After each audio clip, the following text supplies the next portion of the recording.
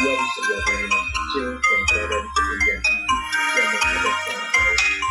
Mereka membicarakan berbagai hal rencana memperkuat wilayah kerajaan bagian pesisir selatan. Selama 2 bulan, aku membuka komunikasi dan musyawarah dengan kerajaan sahabat kita Tenda, dan semua sepakat untuk menyerahkan keputusan kepadaku tentang wilayah kerajaan. Karena bagaimanapun Karuk Naga berada dalam lingkaran wilayah kerajaan kita. Jadi saat ini, aku telah tetapkan keputusan Karuk itu menjadi bagian kota raja. Bagaimana menurut pendapat Anda? Senopati Surya Wijaya menerang jauh ke arah timur, memandang bayangan gugusan bukit Karang yang terlihat dari atas puncak bukit. Itu langkah terbaik juga. Semoga dengan cara musiknya, Karuk Naga menjadi wilayah kota raja keadaan bukit itu akan jauh lebih baik. Dan posisinya penting bagi batas wilayah. Dan juga harus memperkuat benteng pertahanan di sepanjang pesisir selatan. Mengingat Samudera Selatan sebagai jalur yang dilalui para penjelajah dari negara lain tidak menutup kemungkinan akan banyak pihak asing yang akan datang. Ucap Senopati. Sebetulnya aku berkeinginan Kanda Senopati untuk tinggal beberapa lama lagi di kota raja dan membantu sehingga seluruh wilayah kita benar-benar fokus. Tugas Rama Wijaksana. Aku berterima kasih kepada kepercayaan negara. Namun, tugas yang diterima masih belum tuntas. Ini pun demi keamanan seluruh bangsa Nusantara. Menurut petunjuk yang aku terima dari pihak negara bawah, tantangan besar dan kemudian jauh lebih besar. Kita tidak mungkin mencegah takdir yang telah ditetapkan oleh Sang Penguasa. Namun kita memiliki kesempatan untuk berusaha menekan segala kemungkinan yang akan timbul dari munculnya ambisi dan ancara murkanya para pemuja Inggris, yaitu bangsa yang hanya akan terus merusak dan tidak akan puas sebelum bangsa manusia hancur. Kepergianku ke lembah salju sangat penting juga. Jika pintu gerbang batu itu terbuka harus ada yang mencegah masuknya adalah sayap N dari semesta langit menyusup ke bumi. Mereka akan mengambil kesempatan di lembah saljuan dan tugas menutupnya. Jelas sulit. Andai ada yang bisa aku lakukan untuk membantu Kanda, namun perjalanan ke lembah salju sangatlah jauh. Kudengar dari kanan kaki membutuhkan bertahun-tahun untuk sampai ke sana. Kecuali orang yang terpilih, aku akan berusaha semampuku Dinda. Ini garis kehidupan yang harus aku jalani malam ini aku sekaligus meminta restu dan berkabung. Besok aku dan Putri Andina akan berangkat ke lembah salju.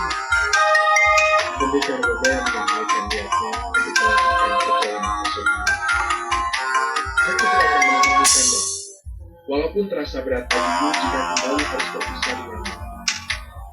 Senopati Surya Wijaya tersenyum dan memegang pundak. Aku telah membuat pesan untuk Paman Rangga dan Ketua Sanghyang. Mereka akan terus berada di sampingmu sebagai wakilku selama aku pergi. Kemudian kedua saudara dan Satria Raja saling berkata, Rama Wijaksana tidak bisa menutup rasa harunya saat harus merayakan orang yang telah selalu berjasa di dunia dan kota raja kembali meninggal. Bersambung. Awal perjalanan menuju lembah salju, bab 157. Perahu kecil itu meluncur dengan tenang menyusuri pesisir pantai selatan, membawa 2 orang sejoli yang akan melalui perjalanan terpanjang mereka menuju 20 kilometer dari pusat berbeda. Sebelum melakukan perjalanan panjang ke negeri Wijaya dan Putri Andina akan datang ke adalah samping wilayah perjalanan yang telah berbulan-bulan mereka selama. Selain itu, Surya teringat akan Roro. Perempuan yang dia dititipkan ke Bonas dalam keadaan mengandung. Kenapa dia akan menyelamatkan perempuan pemuja setan itu? Bukankah dia menjadi bagian penyebab malapetaka yang terjadi di kota raja? Tanya Andina. Aku teringat akan kejadian mengambil kaki Dinda. Saat perempuan itu tidak berdaya, melihat air mata penyesalan. Dan satu-satunya harapannya adalah agar bayi itu dapat selamat. Kedua orang tua meregang nyawa saat aku terlahir. Dan aku bayangkan mendiang tubuhku di hidupnya agar aku selamat. Saat itu, aku tidak tega melihat air mata seorang perempuan yang menginginkan bayinya selamat. Aku berharap dia orang tua mereka telah terjerumus ke dalam kata buruk. Namun bayinya masih suci ada dalam kata bisa menjalani kata baik, tidak seperti kedua orang tuanya. Begitulah Roro cuma telah kehilangan seluruh ingatannya. Dari kekuatan terputus. Aku menghentikan yoga itu bukan karena dendam atas kematian kedua orang tuaku Dinda. Jelas pendekar Lodaya. Kau memang satria terpilih saja. Batin Putri Angin. Gadis cantik itu kemudian bersandar di bawah pendekar Surya Lodaya. Mereka menikmati seluruh ketenangan dan keyakinan. Layar yang terhembus hanya membawa perahu dan mereka naik menuju penjara. Cahaya mentari yang menghantarkan warna Dinda di awan memberi tanda sebentar lagi malam akan menyambut pagelaran bintang dan cantiknya dia. Bias cahaya senja membuat mulai terlihat seperti hamparan ikannya indah. Terlihat kulihat kehidupan kampung nelayan penjara.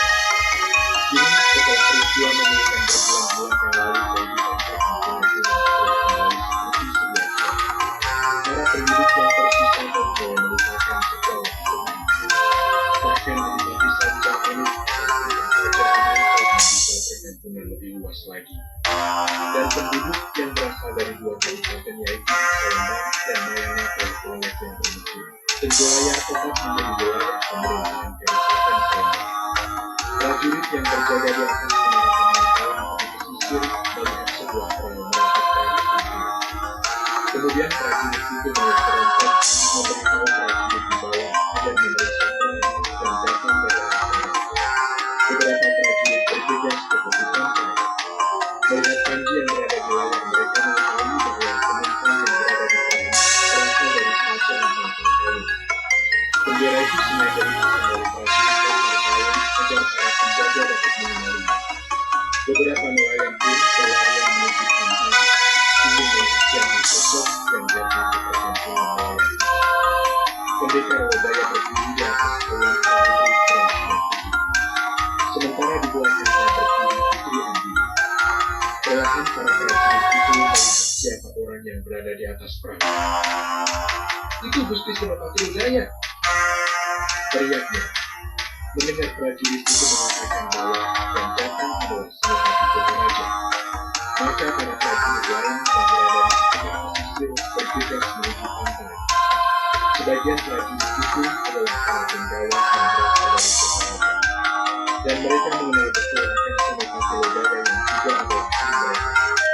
Para penduduk yang berada di pantai pun beramai-ramai menyambut anak petinggi Tokoraja itu. Di sisi lain seorang pemuda berlari menuju rumah Kibonas yang kini berada di tempat lebih tinggi, tepatnya di pemukiman orang.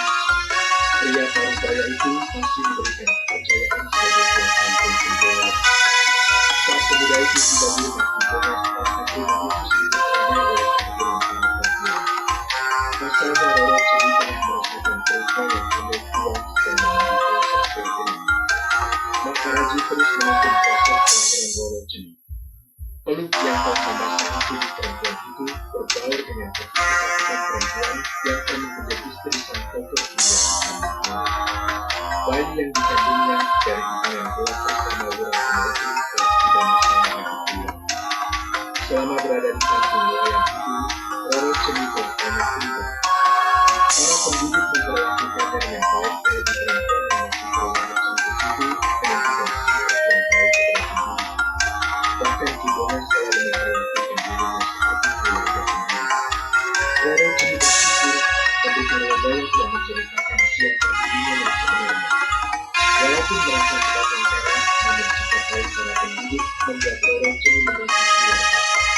Dirinya yang telah kehilangan kekuatan masih memiliki kemampuan penuh tentang racun yang pernah dipelajari dari guru yang membesarkannya yaitu Maisumi. Hingga di kampung nelayan itu, Roro Ceni pun dikenal sebagai adik yang mampu mengalahkan racun. Beberapa kali dia telah menolong para nelayan, maupun dari kali yang terluka akibat racun ular atau binatang lain. Aliran surat Adam yang pernah pendekar Surya Lodaya masukkan itu digunakan membuat perempuan itu kembali bisa bergerak seperti biasa. Ini Kibonas, teriak seorang pemuda dari luar. Tidak lama Kibonas muncul dari arah samping rumah. Di tangannya terlihat sebuah perut berisi air panas yang diminta Maharaji. Ada apa Yunan? Kau berteriak seperti itu? Aku tidak tuli. Tanya Kibonas dengan raut wajah kesal. Anuku, di pantai kita kedatangan tamu. Mesti Senopati Surya Lodaya datang bersama Nona Andini. Ada Nona Andini bersama Gusti Senopati. Setengah terkejut pria itu berucap. Dengan wajah sumringah, kemudian segera dihabiskan proyek itu untuk dibawa ke dalam hal ini. Kemudian pria itu bergegas ke arah pantai seraya memberitahu beberapa penduduk yang bertemu di jalan. Pendekar Lodaya bersama para prajurit sedang menuju ke arah bangunan istana para prajurit ketika bertemu dengan Kidona. Pria Parubaya itu sangat gembira dengan kedatangan Senopati, karena dia dapat kembali bertemu dengan gadis yang pernah menyelamatkan dirinya. Selamat datang Gusti Senopati dan Nona Andini. Wajah sumringah Kidona menyapa kedua pendekar itu. Diikuti para penduduk yang menyapa dan bersama. Kidona, apa kabarnya? Andini membawa sapa pria Parubaya itu serta bersama. Baik, Don, waduh sudah lama sekali kita telah bertemu. Benarki, ada aku penuh janjiku. Jika suatu hari aku akan kembali mengunjungi perkampungan ini. Sekarang kampung mulai yang sudah banyak berubah. Benar, Nona, walau kami telah banyak mengalami peristiwa menyedihkan. Ucap Kidona dengan baik wajah berkurang. Aku turut prihatinku dan mohon maaf saat semuanya terjadi aku tidak berada di sini. Semoga di kemudian hari kampung ini semakin baik dan aman. Sambut Andini seraya mengangkat Surya. Amin. Aku bersyukur saat ini semua telah kembali seperti biasa. Perhatian dari Kadipaten dan Putra Raja banyak yang merasakan. Tentu ini juga tidak lepas dari bantuan Senopati dan seluruh penggawa kerajaan. Mereka kemudian berkumpul di pendopo astana prajurit. Tampak Kidona meminta beberapa penduduk untuk menyiapkan hidangan bagi Senopati dan Putri Andini. Mereka pun terlibat percakapan hangat. Andini nampak sesekali tersenyum dan tertawa kecil saat Kidona menceritakan kembali pengalaman mereka. Di sela-sela perbincangan, pendekar Lodaya bertanya kepada Kidona, bagaimana keadaan Roro Cini saat ini? Saat saya bertemu Gusti, Nimas Roro sedang makan-makan Gusti. Apalagi masih membantunya. Selama ini Nimas sudah saya anggap keluarga sendiri dan seluruh penduduk pun bersikap baik. Kemudian Kidona menceritakan tentang Roro Cini selama berada di kampung Melayu. Surya Lodaya menyimak semua yang disampaikan oleh kampung. Alhamdulillah, jika Roro Cini dalam keadaan sehat. Dan terima kasih kepada Kidona dan juga seluruh penduduk yang telah menerima dengan baik bantuan sebatan para itu. Kami menjalankan perintah Gusti Senopati untuk menjaganya semampu kami bisa. Hari pun mulai gelap. Kidona meminta izin untuk kembali ke rumah dan memberi kesempatan kepada penduduk Lodaya dan Putri Andini untuk beristirahat. Tepat sebelum tengah malam, terdengar tangisan bayi di tengah-tengah perkampungan. Setelah berjuang beberapa waktu, Roro Cini telah melahirkan seorang bayi perempuan. Perempuan itu berurai air mata bahagia saat Maharaji menggendong bayi yang baru dilahirkannya. Rasa sakit, lelah, dan kesedihannya seakan lenyap berganti rasa bahagia. Roro Cini tidak menyangka jika kehidupannya akan sampai di titik ini. Wah, bayi itu perempuan Nimas. Bayi yang cantik dan kulitnya manis sekali. Ucap Maharaji dengan bersalin di kampung itu. Roro Cini tampak menegak air matanya dan menerima bayi itu dalam perutnya saat Maharaji menyerahkannya. Kakang Wiratama, bayi kita perempuan dan cantik. Batin Roro Cini seraya mencium bayinya itu. Ada semerbak bayi keluar dari tubuh bayi monyet itu. Sehingga beberapa perempuan yang sejak sore berada di rumah Kidona selalu menjengkelkan. Bayi yang cantik dan wangi, aku baru menemukan bayi laki dengan wanginya seperti ini. Ucap istri Kidona. Ya, pasti itu karena warisan kecantikan dan kebaikan Nimas Roro. Selama ini Nimas begitu baik kepada kita. Terdengar sengatan dari seorang perempuan. Hati Roro Cini merasa terlalu dengan ucapan mereka. Di hati perempuan itu terus membatin. Nanti mereka tahu keadaanku sebelumnya, mungkin mereka akan mencaciku dan membenciku sang penguasa Sang semesta telah memberiku kesempatan terbaik. Putriku telah menjadi harapan karma baik. Maafkan ibumu. Nak, ibu berjanji akan menjadikanmu seorang yang lebih baik lagi. Kibonas pun sangat gembira dengan kelahiran bayi perempuan itu. Setelah selesai persalinan dan kamar telah dibersihkan, Kibonas dan istrinya masuk ke dalam kamar. Nampak kedua suami istri itu tersenyum dengan wajah selidik. Syukurlah Nimas telah melahirkan dalam keadaan lancar. Dan bayi cantik ini bisa menggunakan suasana yang cantik. Aku bahagia punya cucu sekarang, hehe. Ucap Kibonas. Dan bayimu wangi sekali, Nimas. Apakah kau sudah mempersiapkan untuknya? Roro Cemi tersenyum. Kedua orang itu telah banyak kali berdirinya dan semakin memahami sebuah kasih sayang dengan pasangan.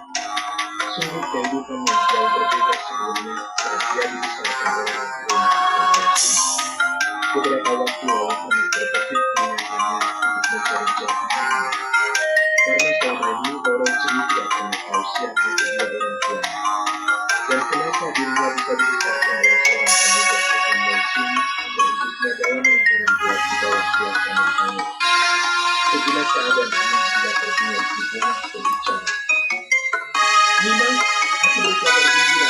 Gusti Senopati Surya Lodaya sore tadi telah datang bersama Putri Andini Negeri kita. Bagaimana bisa Gusti Senopati saja yang memberi nama untuk putrinya ini? Jelas. Dada Roro Cemi tiba-tiba bergetar saat mendengar Senopati Surya telah datang. Pendekar muda yang telah merubah hidupnya untuk hidup kembali. Roro teringat akan kata-kata Senopati Kotaraja sebelum pergi meninggalkan dirinya di rumah Kibonas. Bahwa keputusan hukuman untuk dirinya akan dilakukan setelah bayi yang dikandungnya lahir. Aku menyelamatkanmu demi bayi itu. Dan keputusan akan dibuat setelah bayi itu terlahir. Ada rasa khawatir dan takut menyelimuti hatinya. Hanya air mata dan ciuman kepada putrinya yang bisa dilakukan. Roro Cemi hanya bisa pasrah dengan apa yang akan terjadi selanjutnya. Bagaimana Nimas? Terdengar suara Kibonas menyadarkan omongannya. Yaki, hanya itu yang dapat terucap dari bibirnya. Ya sudah, agar tenagamu pulih kau harus makan dulu dan istirahat.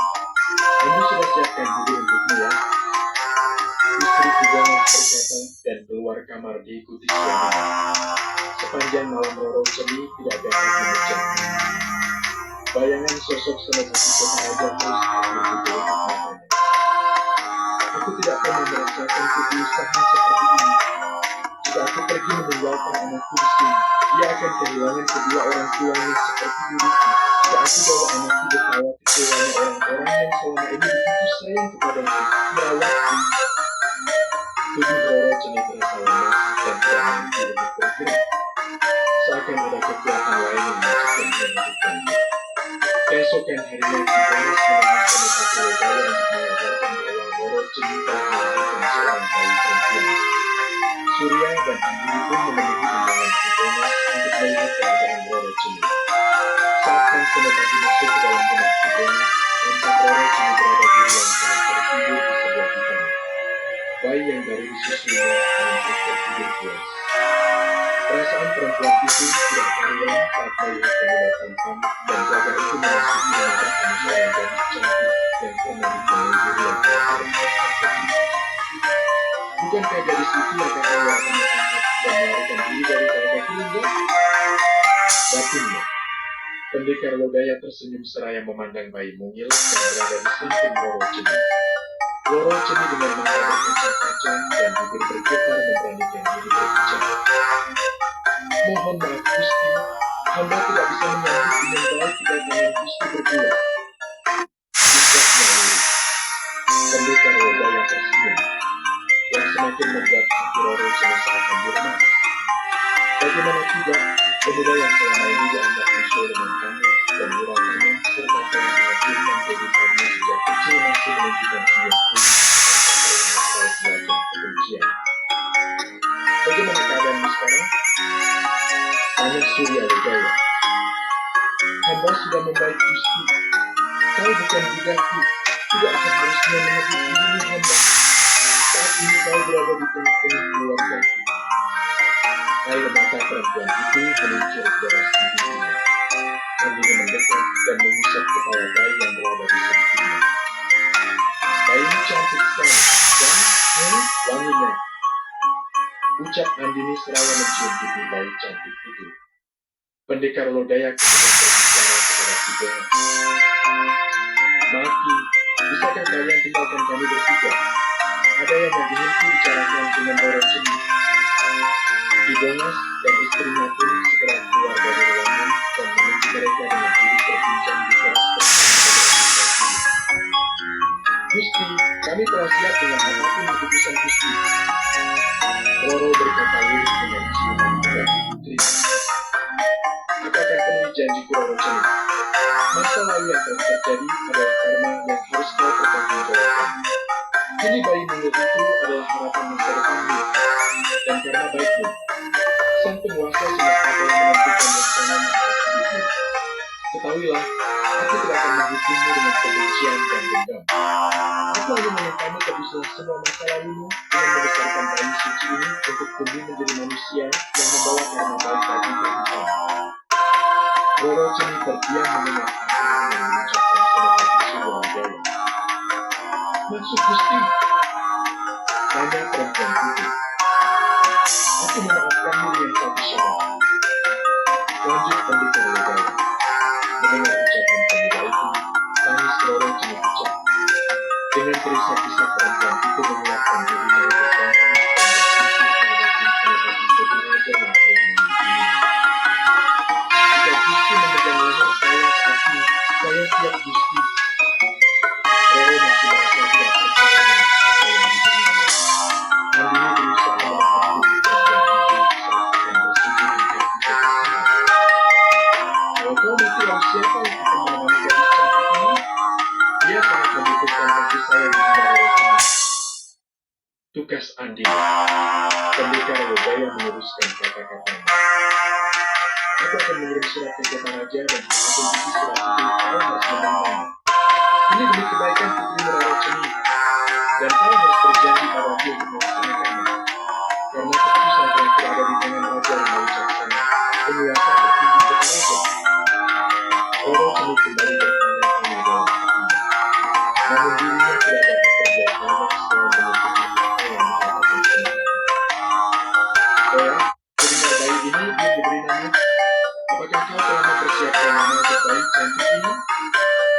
Tanya Andini dengan bayi monyet itu. Belum Tuan Putri, saya serahkan kepada Gusti Senopati untuk berkenan memberinya nama. Jawab Roro Ceni. Andini memandang Surya. Bagaimana kakang? Apakah kau bisa berikan nama untuknya?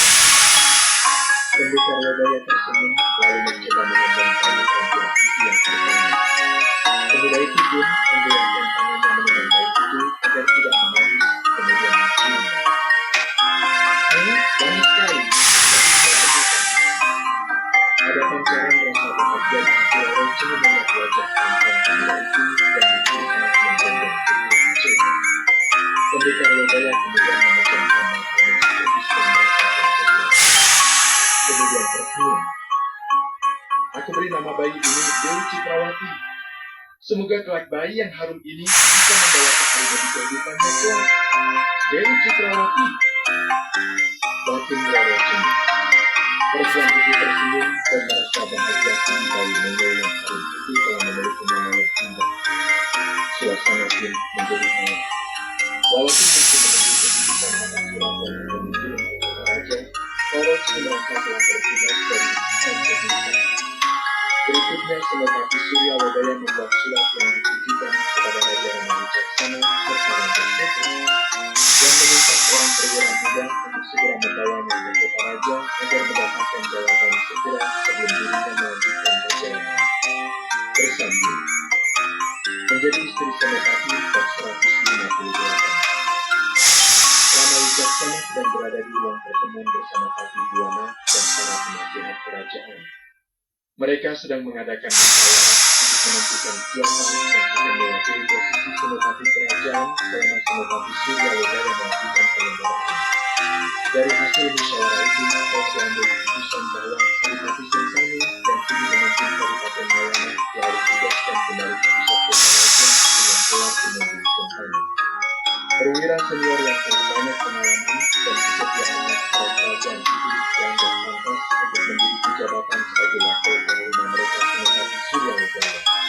Dan untuk tugas kadipatian di Kabupaten Mayana dipercayakan kepada pendekar perguruan jaga satria itu Perwira Rangkuti. Saat pertemuan raja sedang berlangsung, Perwira muda pembawa surat dari Senopati Suryawedaya telah tiba setelah melakukan perjalanan selama 3 hari dari kampung nelayan Penjelayan. Apa yang membawamu datang dari Penjelayan, Perwira? Tanya Rama Wicaksana. Izin yang mulia, kedatangan saya untuk menyampaikan surat untuk Baginda Raja dari Gusti Senopati yang kini berada di Penjelayan. Jawab Perwira itu, seraya menyerahkan sebuah pilihan tulis kepada Raja Rama. Sang Raja pun membacanya sejenak. Rama Wicaksana tersenyum dan mengangguk-angguk. Kemudian berkata kepada seorang pembawa yang berdiri di samping pintu ruang pertemuan. Penjaya, panggil Paman Raja Sentral untuk menghadap kepadaku. Baik yang mulia. Pembawa itu bergegas pergi untuk memanggil Raja Sentral yang berada di kediaman sang raja. Ada hal penting apa Nanda sehingga Senopati mengirim utusan untuk membawa pesan? Tanya Pati Buana. Paman, aku sangat kagum dengan sikap bijak Kanda Senopati. Wanita yang diselamatkan ya saat memusnahkan hidup Saketi yang bernama Roro Cemik ini telah melahirkan. Kanda Senopati telah melihat perubahan pada diri wanita yang pernah menjadi bagian penting kelompok gagak hitam. Kanda menginginkan wanita ini untuk dilindungi dari jaga martabatnya serta putrinya untuk hidup menjadi generasi yang lebih baik lagi di masa yang akan datang. Untuk itu Kanda memberi perintah kepada Paman Rangga Setra untuk menjadikan wanita itu sebagai pasangan hidupnya dan membawanya ke kerajaan Kerajaan Asli agar bisa membesarkan putrinya. Bagaimana menurut pendapat Paman? Mendengar itu Pati Buana dan Kiai Sentara saling berhenti. Sang penasihat kerajaan itu pun mengambil tindak setuju dengan keputusan yang dibuat Senopati Suryawedaya. Aku percaya dengan keputusan Nanda Senopati. Sikap yang sangat bijaksana. Dia mewarisi kebijaksanaan Paman Langsa Kertarja dan Ganda Jayagiri ayahnya. Kami setuju Nanda Rama. Ucap Pati Buana. Tidak berselang lama Rangga Setra tiba di ruang pertemuan. Maka Raja Rama pun memaparkan isi surat dari Senopati Suryawedaya, kemudian menyampaikan tentangnya. Harapan dan keinginan Kanda Senopati juga adalah harapan Paman. Mengharap Paman Rangga bisa memahaminya. Rangga Setra yang merupakan Senopati Kerajaan Kerajaan Hati menganjurkan kepala dan memberi salam. Surat yang dibuat oleh Suryawedaya adalah perintah dari pemimpin tertinggi kelompok Suryawati, Satria Biru yang merupakan satria terpilih raja mereka Suryamandala. Sebagai pelayan kerajaan, dia harus menerima perintah itu dengan sepenuh hati. Saya menerima perintah itu yang mulia. Jawabnya singkat. Maka pada hari itu berangkatlah rombongan dari Kota Raja untuk menjemput calon pendamping Rangga Setra yaitu Roro Cemik dan putrinya Dewi Sukrawati. Rangga Setra ditemani 10 satria telaga itu, para pembawa kerajaan serta kiai satari yang akan menitipkan mereka sesuai keyakinan Langsa Kerajaan. 2 kereta sudah meninggalkan istana di kawal pengawal pengawal. Kemudian rombongan pun mulai Penjelayan dan disambut oleh Suryawedaya dan seluruh penduduk Penjelayan. Mereka tidak menyangka bahwa pusat Penjelayan ini akan didatangi para petinggi kota raja. Hingga Ki Buana sangat sibuk menyiapkan tempat untuk menginap. Kondisi kesehatan Roro Cemik pun telah semakin membaik setelah persalinan itu. Wajahnya kembali ceria dan bersemangat. Terlebih Andi sangat membantu dan selalu memperhatikan baik. Begitupun pendekar Suryawedaya. Mereka berkumpul di sebuah rumah yang cukup besar dan selalu dijadikan tempat musyawarah hubungan dengan penduduk Penjelayan. Sore itu suasana akrab dan penuh kekeluargaan saling. Dan Kiai Satari memulai pembicaraan dengan membaca kitab dari Raja Rama Wicaksana. Pada awalnya, Roro Jeni sempat khawatir dengan istilah dari raja sebagai keputusan penting untuk dirinya. Namun Andini menenangkannya. Perempuan itu tidak menyangka atas keputusan raja yang dirasa telah merubah jalan hidupnya. Bahwa dirinya diminta sang raja bersedia dipersunting oleh senopati kerajaan Kelapa yang akan diboyong untuk menjalani kehidupan baru bersama Rangga Seta. Perempuan itu tertunduk dengan derai air mata yang menetes ke pipi putrinya Dewi Citrawati. Matanya sekilas memandang ke arah Rangga Seta, pria yang usianya hampir mendekati parubaya yang menatapnya dengan senyuman. Bagaimana Dimas atas keputusan Baginda Raja yang melamar untuk menjadi senopati Rangga Seta? Tanya Kiai Satari. Roro Jeni dengan sikap tulus menganggukkan kepalanya. Perasaan perempuan itu seperti di alam mimpi dan menerima semua keajaiban yang telah ditakdirkan oleh sang penguasa semesta. Dia mencium dan memeluk putrinya. Kehadiranmu menjadi anugerah untuk tiga anak. Baginda, mendengar kesediaan Roro Jeni mengucapkan semua yang hadir itu mengucapkan syukur. Tampak wajah-wajah sumringah memenuhi ruang pertemuan. Ibunya dan istrinya tampak begitu bahagia. Mereka merasa tugas yang diberikan oleh Senopati Suryawardana untuk menjaga dan merawat Roro Jeni berbulan manis. Tiba saat prosesi pernikahan yang diadili oleh seluruh pendiri penjualan. Pernikahan yang sangat sederhana dengan hikmat dan penuh suasana kekeluargaan. Tampak Roro Jeni begitu anggun dengan pakaian yang dihadiahkan pramugari secara Rangga Seta pun tampak berbeda. Pria bergelar pendekar wujud yang berdarah putih setelah didandangi dengan pakaian kerajaan sampai tertiba. Sosok senopati kerajaan itu menampakkan di bawahnya. Bersanding dengan Roro Jeni yang telah akan diboyongnya ke kerajaan Telaga Api sebagai pendamping seorang yang berpengaruh dan terhormat di klan itu Senopati Rangga Seta. Prosesi pernikahan dipimpin oleh Kiai Satari. Dibongas menjadi walinya atas permintaan Roro Jeni yang telah menganggapnya sebagai orang tuanya. Senopati Surya dan Satria Koso menjadi saksi pernikahan itu. Acara sederhana itu pun diakhiri dengan syukuran jamuan makan bersama para penduduk kampung nelayan. Dewi Citrawati, bayi mungil seakan menjadikan figur warna bagi semua. Tubuhnya yang mengeluarkan semerawainya menjadi pusat perhatian seluruh yang sakit. Bahkan Rangga Seta begitu betah menggendong bayi yang telah dianggap putri kandungnya. Tangisan Roro Jeni selalu pecah, tangisan putih yang membawa rasa bahagia. Beberapa kali terlihat perempuan itu terikat di pelukan Andini. Di saat ini telah menuai karma baik dari yang kuasa atas keputusan ini untuk melepaskan masa lalu. Sekarang kalian adalah keluargaku. Paman Rangga adalah bagian dari klan Kosor dan kami adalah keluarga. Jagalah dan besarkanlah Dewi Citrawati untuk kami. Ucap Andini mengeluarkan tekad Roro Jeni yang telah berjanji akan melepaskan semua tentang masa lalunya. Di sisi lain, Senopati Suryawardana, Kiai Satari, dan Rangga berbincang setelah mereka menerima ucapan dari para pendiri penjualan. Saya mengira di acara pernikahan ini bersamaan dengan pernikahan yang Senopati. Ucap Kiai Satari. Betul Gusti, aku pun mengira demikian. Sambut Rangga. Pendekar Wardana terdiam sejenak. Bagiku tidak menjadi masalah Kiai. Jika mau mungkin kami telah laksanakan saat di dalam dan Prameswari menikah. Namun, Andini berkeinginan agar aku bertemu dahulu dengan Raja Langit ayah hendaknya. Sambung pendekar Wardana. Semua dalam rencana Gusti Allah Anda. Semoga kalian berdua tetap bersabar. Aku dititipkan Dewi Citrawati dalam dunia utama. Entah kenapa sejak melihatnya aku merasakan sesuatu. Semoga ini adalah isyarat yang baik dari langit untuk masa yang akan datang dalam perjalanan Dewi Citrawati. Aku akan laksanakan titapan lunas Satria Unsur. Rangga Seta menghentikan darinya. 2 hari kemudian saatnya mereka berpisah. Rangga Seta dengan pengawalan 10 Satria Telaga Api akan kembali ke Telaga Api dengan membawa Dimas Roro Jeni dan Dewi Citrawati. Begitupun Kiai Satari akan kembali ke Toraja. Suasana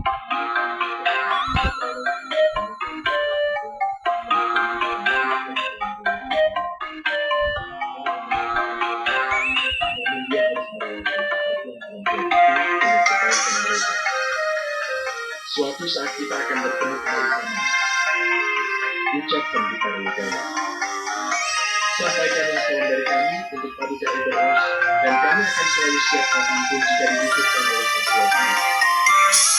Sambut Raja Kota. Rombongan pun berangkat meninggalkan pembola yang menuju Makassar. Suasana perkampungan hati kembali seperti sedia kala. Dengan kehidupan seperti para nelayan yang mencari ikan. Sebelum berangkat untuk mengarungi Samudra Selatan, pendeta Rodaya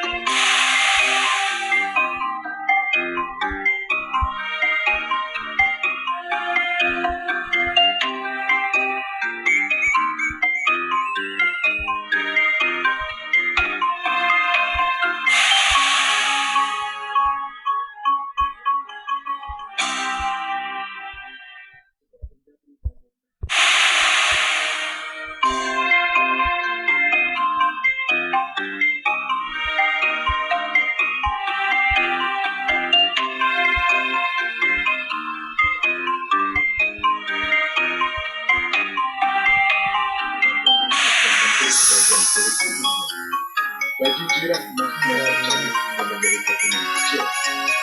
Panasnya sengatan kekuatan Sudakara bahkan membuat kulit seluruh wajah pria itu terkelupas dan tampak sebagian tulang pipi dan jari. Kaki sebelah kirinya hampir terputus sebatas tulang keringnya. Namun sosok bencana itu masih memiliki detak jantung walaupun sangat lemah. Tusukan dua pisau salju yang dihujamkan pembunuh menolong pria itu hingga tubuhnya tidak hancur. Besi yang menyelimuti tubuhnya menahan sengatan pamungkas dan dua kristal kelindan yang berada di antara kerongkongan dan langit-langit miliknya. Mungkin jika pisau salju tidak menghantamnya, kekuatan Sudakara telah melumat dirinya menjadi hidup. Entah berapa lama bongkahan itu timbul tenggelam dalam angkasa gelombang lautan hingga akhirnya terdampar di sebuah pulau kecil di tengah samudera. Di tengah pulau itu ada sebuah dataran tinggi menyerupai sungai. Hentasan gelombang laut menerpa bongkahan kristal salju itu dan tampak dari kejauhan membentangkan cahaya gemilang terpapar sebelah matahari. Berhari-hari bongkahan kristal itu terbentang hingga sebagian batu berhasil laut. Angin samudera yang menembus celah gunung di atas pulau mengeluarkan suara yang keras. Siapapun tidak akan ada yang berani melalui wilayah pulau itu. Jika kabut menyelimuti pulau itu seperti sosok makhluk raksasa yang berdiri di tengah samudera. Hingga suatu siang di kejauhan sebuah kapal besar melintas di sekitar perairan pulau misterius itu. Kapal itu rupanya ditumpangi para bajak laut dan penjelajah dari belahan dunia. Telah berbulan-bulan mereka menjelajah samudera luas, namun kali ini kapal mereka terombang-ambing di tengah samudera dan Pasifik. Mereka kehilangan arah seperti jari dan badan menyeret mereka hingga mendekati pulau misterius itu. Kebanyakan dari mereka bertubuh-tubuh besar dengan berbagai jenis warna kulit. Sebagian dari mereka sibuk dan wajahnya menyaksikan daraja. Seorang pria yang berada di puncak layar berteriak, "Wiyoni, aku melihat sebuah gunung." Seorang pria bertubuh besar dengan mata sibuk keluar dari dalam ruang kapal. Kepala orang itu botak dan hanya ditumbuhi rambut bagian belakang yang panjang dan berkuncir. Badan besar bertelanjang dada itu berdiri dengan berkelak indah. Sepintas dari tubuhnya yang lebih besar dari yang lain, tampaknya dia adalah pemimpin kapal bajak laut itu. "Ponca, bawa Prabu kemari," teriak pria itu. Tidak lama kemudian seorang pria kurus dengan hidung mirip burung kakak tua yang dipanggil Ponca menghampiri pria itu dengan membawa sebuah teropong besar. Pria bertubuh besar itu mengikut teropongnya melihat daratan berbuntut menyerupai gunung itu. Setiap sudut dia amati. Di samudera luas ini terdapat temukan sebuah gunung. Nampaknya pulau itu tidak berpenghuni. Ini cahaya apa itu berkilauan di pesisir pulau, bertarung dengan bajak laut dan 159. Pria itu kemudian masuk kembali ke dalam desanya dan menuju sebuah ruangan. Di sana berkumpul beberapa pria. Di antara mereka duduk seorang wanita berkulit putih kemerahan memakai topi lebar. Duduk di sebuah kursi. Tubuhnya cukup tinggi dengan rambut berwarna kemerahan. Dari pakaiannya nampak wanita itu memakai pakaian warna laki-laki dan tidak seperti kebanyakan pakaian yang Nusantara berupa pakaian kerajaan-kerajaan atau pendekar. Jelas para penjelajah itu dari belahan bangsa. Di sisi lain para pria yang berada di ruangan itu memakai baju-baju berbalut kulit dengan pedang mereka yang berukuran panjang sangat pinggang. Kapitan, kita menemukan sebuah pulau dan aku melihat ada benda bercahaya di pesisirnya, kata pria itu. Kapitan adalah panggilan untuk wanita itu yang bernama Sandra, seorang pemimpin bajak laut yang menjelajah ke negeri timur. Kapal mereka terombang-ambing arus gelombang laut selatan setelah berhenti badai membawa yang kapal rusak. Kelompok bajak laut itu bergerak dari negeri selatan setelah mendengar ada sebuah wilayah di timur yang memiliki banyak gunung emas, dan sebuah benda yang paling berharga dan dikenal lebih mahal dari emas, yaitu Apple Bruce. Kerap kali kelompok itu merombak kapal-kapal saudagar yang membawa hasil bumi dari negeri yang mereka dengar bernama Nusantara. Namun sayang, saat mereka merampok sebuah kapal besar terjadi badai yang menyeret kapal mereka ke sebuah selat hingga sampai ke samudera selatan. Kapitan Samantha menurunkan kakinya yang berbalik seperti kulit dari atas meja. Kau telah pastikan itu adalah daratan bergerak. Jangan sampai kita terjebak seperti di Bermuda. Aku tidak ingin nasib kapalku hancur dan akhirnya mati seperti ayahku. Pria tinggi bernama bergerak itu menyeringai memperlihatkan gigi gemuknya. Aku akan bawa perahu kecil menuju pulau itu. Jika pulau cahaya itu adalah sebongkah entang aku minta separuhnya. Era aku. Belum selesai berbicara tinggi bergerak terhempas ke lantai kayu. Saat tangan pria yang duduk-duduk bergerak cepat memukul wajahnya. Sejak kapan kau belum mengatur kapitan? Bentaknya dan berdiri seraya menghunus pedangnya. Tahan satu. Suara kapitan menghentikan gerakan pria yang merupakan seorang pendekar pedang dari negeri Mataram yang menjadi pengawal kapitan. Bergerak bangun sambil meneka darah dan keluar dari sudut bibirnya. Pria itu menyeringai seraya menggerakkan kepalanya dan mengusap pedangnya. Bergerak, turunkan jangkar dan bawa beberapa orang untuk memeriksa pulau itu. Perintah kapitan seraya mengambil ke arah satu. Pendekar pedang bermata sipit itu kembali memasukkan pedangnya. Kapal besar itu kemudian bersandar tidak jauh dari bibir pantai. Tidak berapa lama tiga sampai meninggalkan kapal menuju pulau. Belasan anak kapal disusun bergerak menolak sampan sementara dua orang pendekar berdiri dengan mata pandangan memandang ke puncak gunung. Setelah beberapa saat mereka mengayu sampailah di pantai pasir berwarna putih. Bergerak, Safel dan seorang pendekar berpakaian bernama Dharmakala berdiri di sekeliling pulau itu. Sementara belasan bajak laut berlarian di sekitar pantai yang berpasir putih. Pulau ini tidak dihuni oleh manusia. Iman Safel dengan nada tepat. Tunggu. Dharmakala mengangkat tangannya saat bergerak dan Safel akan melangkahkan kakinya ke arah kita. Pria berkepala botak dan memakai kancing besar di telinga mengeluarkan sebuah ranting yang berwarna kuning keenam dari balik jubah kulitnya. Aku merasakan getaran energi kuat di sekitar pulau ini. Kompas Yogyakarta itu bereaksi. Ucapnya seraya meletakkan lempengan blok itu di telapak tangan kirinya. Di bagian kompas blok itu terdapat lempengan kecil bergambar simbol-simbol dan terdapat jarum emas sebagai penunjuk arah.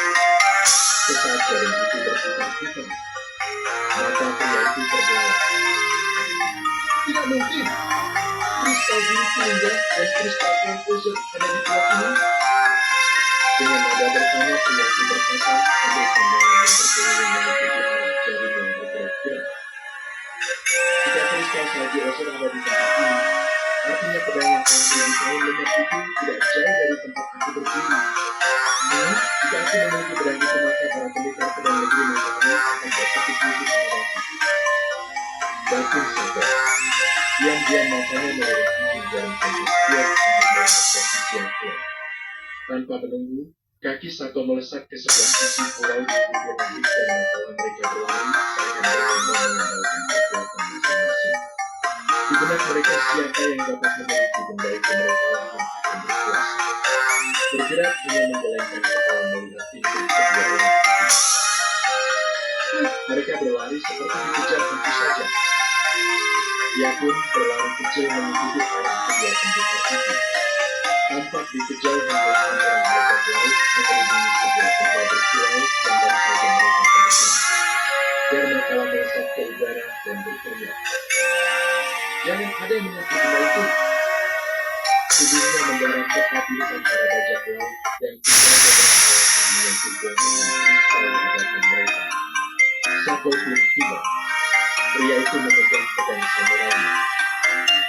Dharmakala, kenapa kau menghalangi mereka? Apakah kau menginginkan benda itu? Jangan celaka. Kau tahu peraturannya, kan? Siapa yang menang bertarung dialah yang dapat memilikinya. Ucapnya dengan nada tinggi. Sato, kau tidak tahu benda di hadapan kita ini. Aku bukannya serahkan. Tapi jika kau ingin mampu terlebih dahulu silahkan.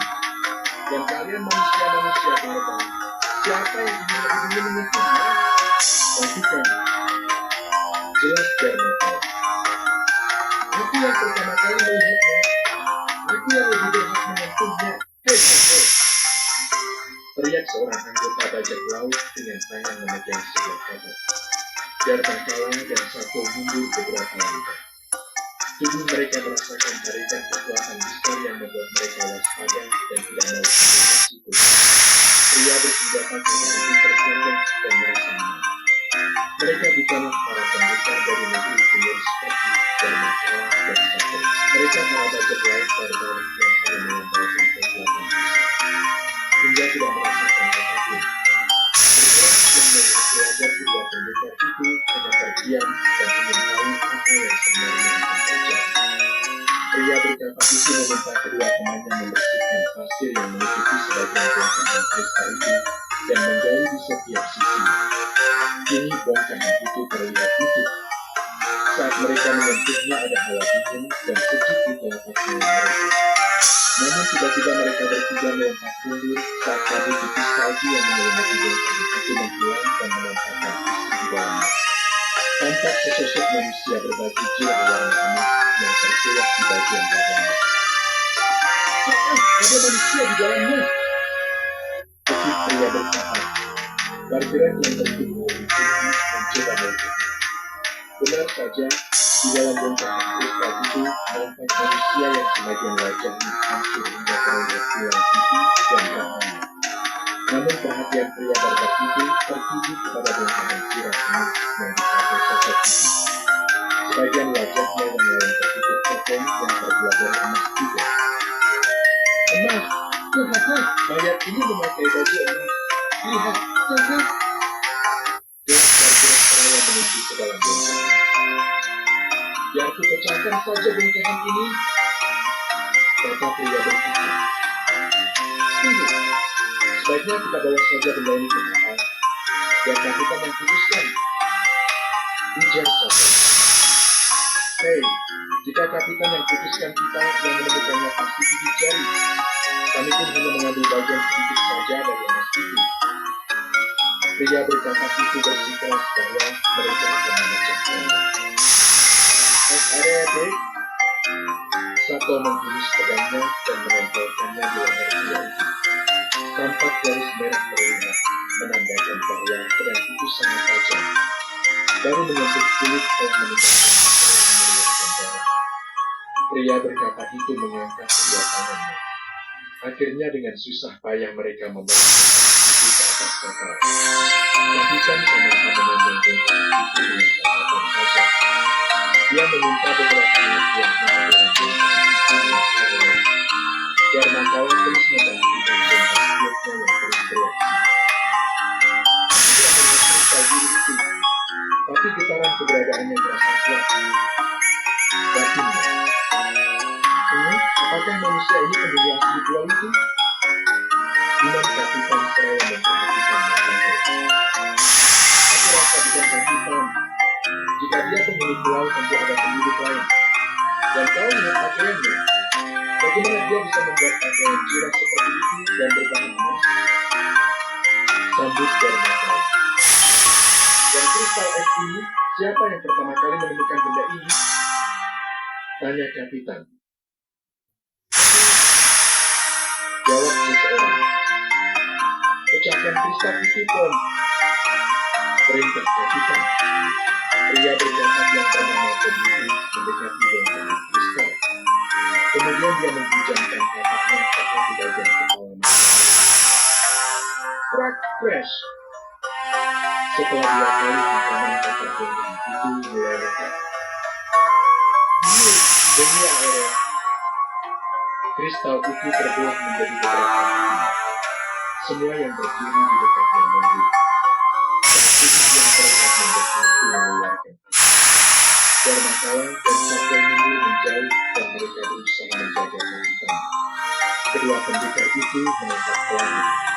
Awan hitam tiba-tiba menggulung dan air laut yang pada awalnya terlihat tenang ini menunjukkan gelombangnya walau tidak terlalu tinggi, namun cukup membuat kapal besar itu bergerak. Setelah beberapa saat pun mendekat ke arah tamu yang masih terpejam. Hei, wajah jelek ini memang harus memakai topeng bagus seperti ini. Tapi sayang, kali ini akulah yang akan memakainya. Ucapnya seraya meraba topeng emas Mantangu dan berusaha melepaskannya dari mahkota pria itu. Namun tiba-tiba, mata yang terpejam itu terbuka, dan sebuah sambaran tangan mencengkram kepala Tom. Kak Ira apa? Terdengar gemeretak diri menjadikan pria itu. Dari mata dan mulut sosok biru keluar cahaya emas kemerahan dan menyerap seluruh kekuatan tubuh pria merah itu. Hingga perlahan Tom yang bertubuh kental itu menghempis dan mengerum. Lalu terhempas ke hadapan kapitan dan seluruh awak kapal. Mata mereka terbelalak melihat kejadian yang menimpa Tom. Sontak mereka menjauh dan membunuh senjata masing-masing. Mantangu terbangun setelah tubuhnya merasakan ada aliran kekuatan. Matanya memperhatikan seluruh bagian badannya dan melihat baju jirah emasnya yang berkilau. Kemudian pandangan matanya melihat sekeliling. Tampak wajah-wajah asing dan mengurung dan memperhatikan dirinya. Siapa mereka ini? Batinnya seraya mencoba bangkit. Namun saat berdiri dia merasakan kaki kirinya tidak mampu bergerak tegak. Mantannya terkejut begitu melihat kaki kirinya terkulai hampir putus sebatas lututnya walau sedikit pun tidak merasa sakit. Hati-hati kapitan, ucap Darmakawa. Kapitan segera memberi isyarat kepada 2 pria yang mempunyai pedang. Lalu keduanya melompat ke arah Mantangu untuk menangkap pria itu. Mantangu yang merasa terancam segera bergerak cepat. Tubuhnya berkelebat menyerang lebih dulu. Kak Ira apa? Hantaman dan cengkraman tangannya berhasil membuat seorang penyerang tak berdaya. Kembali tubuh seorang penasihat kapitan terhempas ke lantai kapal dalam keadaan hangus. Dia menggunakan ilmu sihir, ucap Satoy. Kapitan mencabut sebuah benda dari pinggangnya, lalu mengarahkan ke arah Mantangu. Gor, terdengar letusan.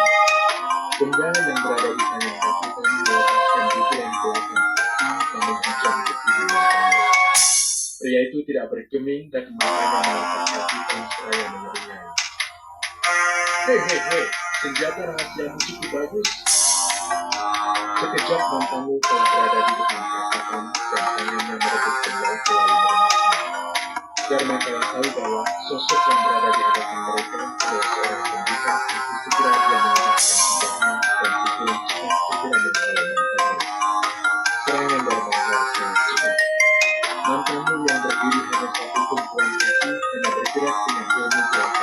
tubuhnya.